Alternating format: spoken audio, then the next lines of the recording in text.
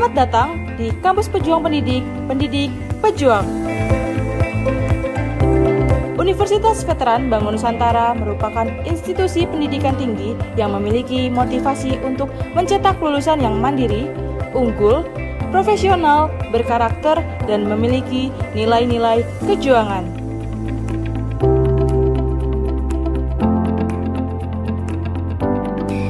Saya Rektor Universitas Veteran Bangun Nusantara, Profesor Dr. Farida Nugrahani Magister Humaniora. Misi Universitas Veteran Bangun Nusantara adalah terwujudnya universitas yang unggul, berkarakter, mandiri, dan memiliki nilai-nilai kejuangan.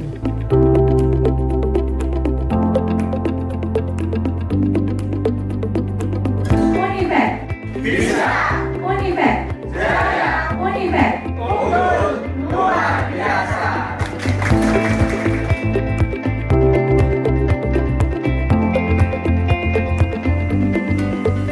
Kampus Universitas Veteran Bangun Nusantara terdiri dari 6 fakultas unggulan dan 1 program pasca sarjana.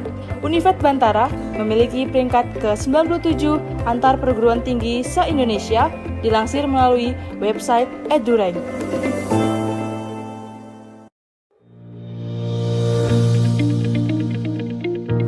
Menyelenggarakan pendidikan yang berbasis pada nilai kejuangan, Univet Bantara didukung dengan kegiatan perkuliahan yang terkelola secara profesional dan difasilitasi dengan sarana dan prasarana yang representatif guna mendukung proses pembelajaran mahasiswa.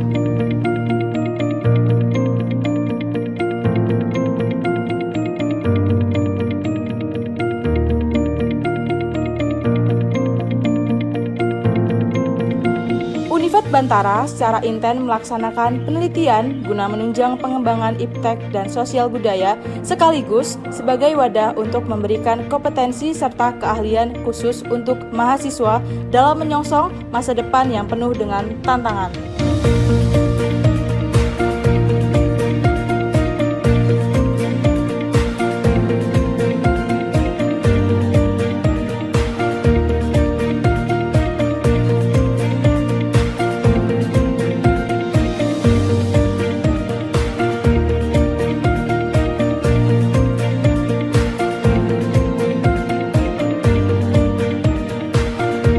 Pengabdian kepada masyarakat merupakan bagian yang secara intensif dan aktif dilaksanakan Univet Bantara dengan melibatkan dosen serta mahasiswa sebagai wadah untuk membentuk karakter serta sebagai bentuk kepedulian sosial dan menjadikan generasi Bantara.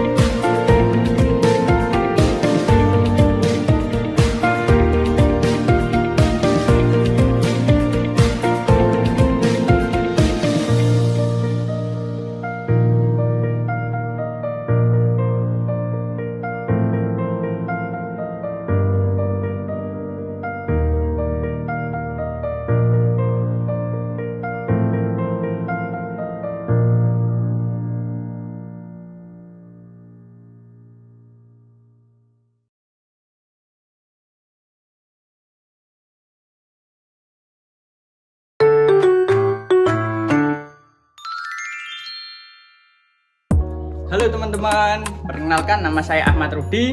Saya sebagai moderator kelompok 2. Pada diskusi kali ini ada 6 peserta diskusi. Halo, aku Ainun Sela. Halo, saya Dwi Lestari. Halo, saya Najma Tria Oktaviani. Halo, saya Nur Sifania Rasyada. Halo, saya Nabilani Saputri. Halo, saya Amanda Nur Asyifa. Halo, ini diskusi kami bertujuh.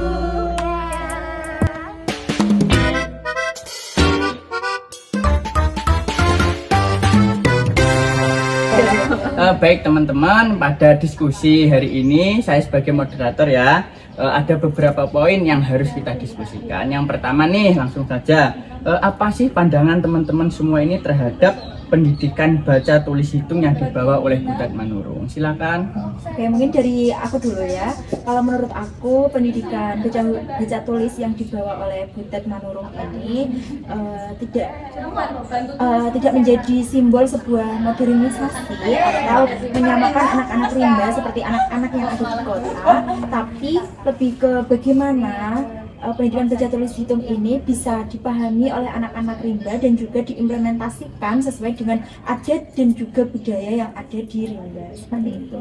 Bener banget, itu tuh jadi sebuah tantangan yang positif gitu bagi mereka. Dimana dunia pendidikan ini punya tujuan buat memperkuat posisi mereka menghadapi dunia luar, bukan malah seperti pemikiran mereka ya, dimana pendidikan ini mengganti budaya asli dan menjajah mereka dalam tanda kutip. Nah, menurut Butet di sini, Butet itu percaya kalau anak-anak rimba itu punya potensi yang besar buat bisa berkembang lewat usaha dan pengalaman mereka gitu. Aku setuju sama Mbak Amanda. Soalnya pendidikan itu jadi proses bertumbuh, bukan hasil yang instan aja. Jadi biar anak-anak rimba itu dengan belajar baca tulis ini bisa jadi sarana untuk mereka memperluas pilihan hidup mereka nantinya gitu. Baik teman-teman, untuk poin yang pertama terkait pandangan teman-teman sekalian ya, terkait pendidikan baca tulis terus hitung yang dibawa oleh Butet Manurung itu dapat disimpulkan ya, itu bukan hanya simbol modern, kan tetapi bagaimana itu bisa menjadi tantangan positif untuk menghadapi dunia luar. Saya kira itu ya teman-teman untuk poin yang pertama. Untuk poin yang kedua nih teman-teman, apa sih kekhawatiran teman-teman semua ini terkait situasi tersebut? Silakan. Oh iya, mulai dari saya ya.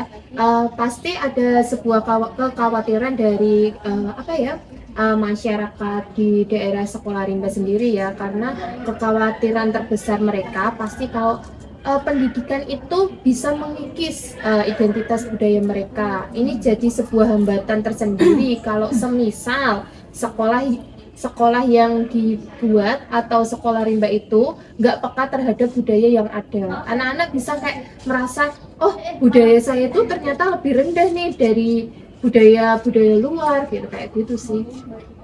Nah, izin menambahkan ya, tadi kekhawatirannya yang disampaikan oleh Mbak Dwi itu benar banget. Jadi bagaimana pendidikan yang dibawa oleh Butet ini harus bisa diintegrasikan dengan kehidupan sehari-hari mereka. Contohnya ya, misal untuk anak-anak kelas bawah itu nanti bisa fokus ke pendidikan tentang keterampilan hidup, dan kita bisa menyelipkan tentang baca tulis hitung di situ. Misalnya anak-anak kan biasanya pergi berkebun atau memanjat pohon, berburu binatang gitu ya. Nah, pada aktivitas-aktivitas itu kita bisa memantik anak dengan berbagai pertanyaan terbuka, misalnya alat apa saja yang mereka bawa, berapa jumlah alatnya, ketika memanjat pohon misalnya, kira-kira itu berapa panjatan untuk bisa sampai di puncak pohon tersebut, seperti itu. Ya betul sih. Jadi makanya ya di sini itu ada yang namanya kritik, yang mana pendidikan ini bisa jadi alat dominasi kalau misal kita itu nggak hati-hati, ya kan. Butet sendiri itu juga sadar kalau ada risiko literasi yang malah bikin mereka itu jauh dari adanya suatu tradisi itu. Terus yang perlu kita ingat ya bahwasanya di sini tuh juga ada pesan dari Ki Hajar Dewantara Yang mana kalau kita nggak hormat sama adat itu tuh namanya menggurui, bukan menuntun, ya kan? Iya, kalau saya sih setuju banget ya dari kata-kata dari Mbak Nabila, Mbak Ainun gitu. Karena jangan sampai pendidikan ini malah memutus hubungan anak sama lingkungannya. Dikarenakan adanya kesalahan dalam belajar itu harus dianggap sebagai suatu proses pembelajaran, bukan hanya kegagalan itu menjadi akhir dari segala-galanya, begitu sih. Baik teman-teman, untuk poin yang kedua ini tadi kan teman-teman sudah berpendapat ya mengenai kekhawatiran dalam kondisi atau situasi sekolah rimba tersebut. Ini kan bisa ditarik kesimpulan bahwa pendidikan ini kekhawatiran teman-teman itu pendidikan bisa mengikis budaya mereka, terus memutus anak dengan lingkungannya. Saya kira itu ya teman-teman untuk kekhawatiran teman-teman. Untuk yang poin yang ketiga itu, terus apa sih harapan teman-teman atau keinginan dalam konteks sekolah rimba ini? Kalau menurut saya sih harapan utamanya bisa memandirikan untuk anak-anak di sana gitu ya.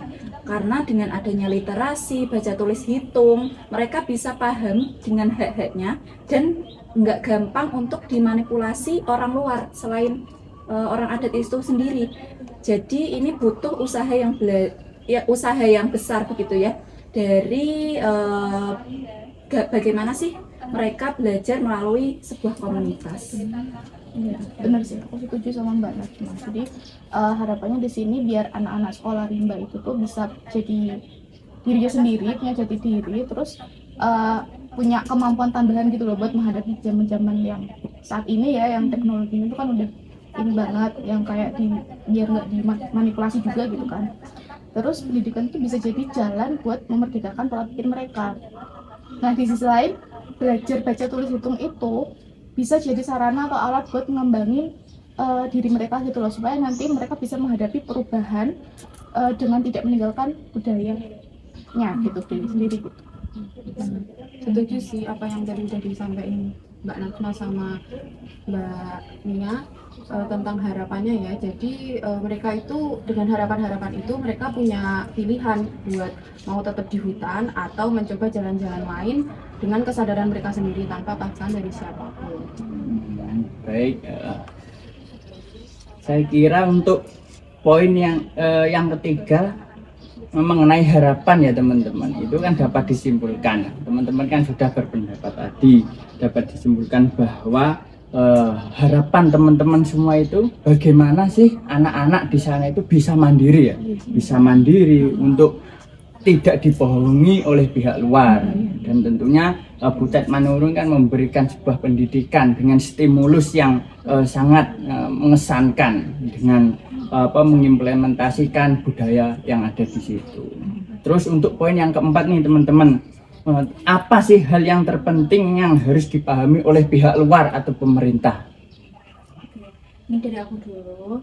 Kalau menurut aku, hal yang penting untuk dipahami oleh pihak luar atau pemerintah yaitu bahwasannya pendidikan yang dibawa oleh Butet Manurung ini tidak bisa disamakan dengan pendidikan yang formal gitu, yang pada umumnya ada di Indonesia gitu ya. Karena langkah yang diambil oleh Butet Manurung ini sudah cukup tepat gitu ya, di mana Butet mengintegrasikan atau menyelaraskan pendidikan yang dibawa olehnya dengan kehidupan anak-anak rimba di sana, seperti itu. Tentunya pemerintah juga harus memahami hal ini, bahwasannya tidak bisa berpikir tetap bahwasannya pendidikan itu harus selalu formal gitu ya. Jadi pihak luar juga harus berpikir bahwasannya memang anak-anak rimba ini memiliki kehidupan yang mungkin tidak seperti umumnya yang ada di kota-kota seperti kita ya. Jadi pendidikannya harus diselaraskan agar tidak menimbulkan hal-hal yang tidak diinginkan. Ya betul, aku setuju sih. Jadi pemerintah itu juga harus melihat ini ya, khususan atau pandangan dari orang lain gitu kan, atau mungkin disebut dengan sense of others, yang mana itu kekhususan dari orang lain atau pihak lain. Nah dalam hal ini tuh masyarakat adat itu tuh sebagai subjek ya, subjek, bukan sebagai objek pembangunan. Jadi kan biasanya, jadi kita tuh nggak boleh ini loh, apa ya, kayak ya dijadikan pembangunan lah masyarakat adat ini gitu kan. Jadi kita atau pemerintah tuh harus melihat dari sisi subjeknya gitu. Nah, di sini tuh juga guru itu sebagai pendamping, bukan sebagai penguasa gitu. Benar sekali sih, intinya kalau pendidikan yang memerdekakan itu yang bikin anak-anak jadi pribadi yang utuh dalam artian gini, kuat di budaya sendiri, tapi juga siap menghadapi zaman kan. Setiap tahun atau setiap berapa tahun itu kan pasti ada perbedaan zaman gitu loh. Jadi dengan pendidikan ini mereka itu bisa menyesuaikan dengan budayanya, akan tetapi bisa menghadapi zaman yang setiap tahun akan berubah. Betul.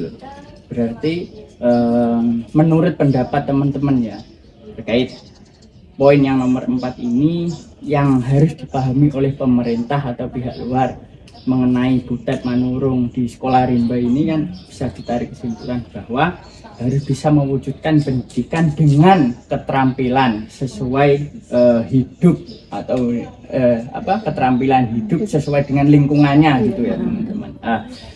Baik teman-teman, saya kira itu ya untuk diskusi pada hari ini. Dari beberapa poin tersebut dapat disimpulkan bahwa pendidikan itu bukan hanya sebagai simbol modernisasi ya Pak ya. Betul kan? Tapi bagaimana seorang pendidik itu bukan hanya menggurui, tidak menggurui ya. Betul. Bukan hanya menggurui ya. Tidak menggurui ya. Tidak menggurui ya, tapi menuntun sesuai dengan kodratnya gitu ya. Sesuai dengan kebutuhan anak, terus alamnya gitu ya, sesuai dengan zaman juga. Seperti yang kita ketahui bahwa ketika kita mencari ilmu ya teman-teman, itu kan ada beberapa syarat.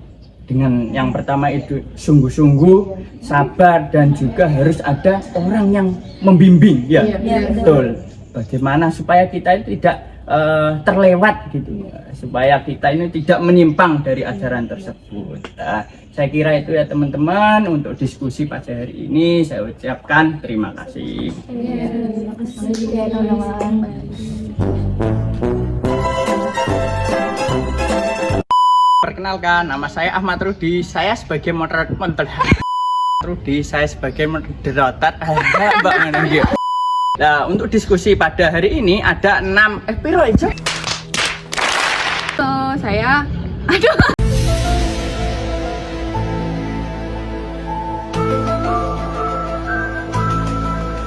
ada beberapa poin apa